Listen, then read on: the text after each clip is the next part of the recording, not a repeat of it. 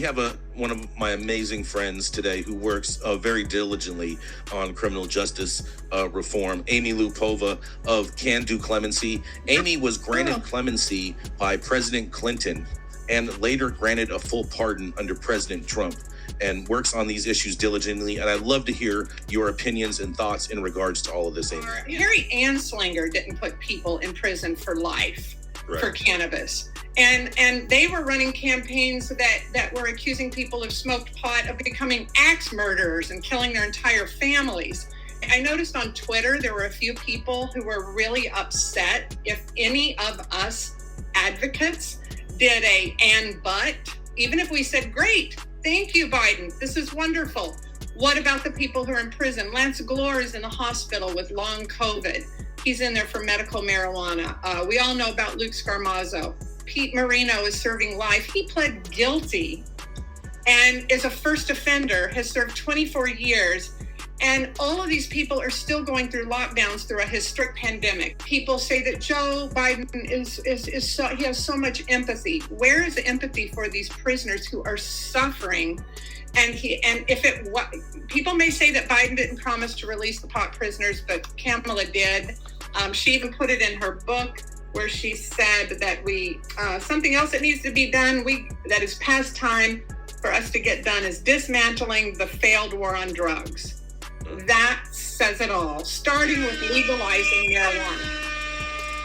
Amy, given Joe Biden and Kamala Harris's sketchy past dealing with the cannabis industry and dealing with people who have fallen victim to the war on drugs, do you think that they are the right people to take us into the future and actually turn a page on that? Or do you think they're going to just continue to pander to voters rhetorically? Well, they're career politicians. I mean, a lot of people like to tout the fact that Joe Biden has all this experience. We've heard that about everybody who's spent an entire career up in D.C. But what I've noticed is the more experience you have is possibly the more corrupt you become, because there are these backroom deals. They don't want to step on toes. Biden is back to the policy where OPA. All the petitions go through. We've sent many cannabis petitions to Office of the Pardon Attorney, And for the first time, Liz Oyer, she is meeting with us advocates. So that's never happened before. However, she says over and over and over again, once these cases leave my office, they go to DOJ, and then I have no more control.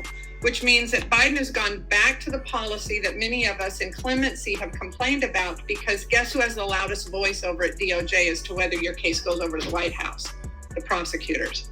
So if you didn't cooperate, or if they still have an axe to grind, that you took them to trial, and that's most of the people that we help, because those are the ones who end up with 20 to life for the mandatory, sentences. It's a conflict of interest. So I don't think Biden wants to step on DOJ's toes.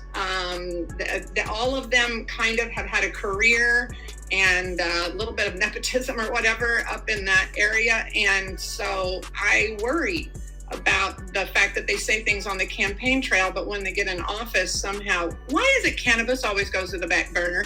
Everything is leapfrogged over cannabis over and over and over again when it comes to releasing the pot prisoners or making strides. But come on the state level, we're miles ahead of the feds. People still can't put their money in a bank, for God's sakes. Oh, yeah, that's right. Pass safe banking. Amy,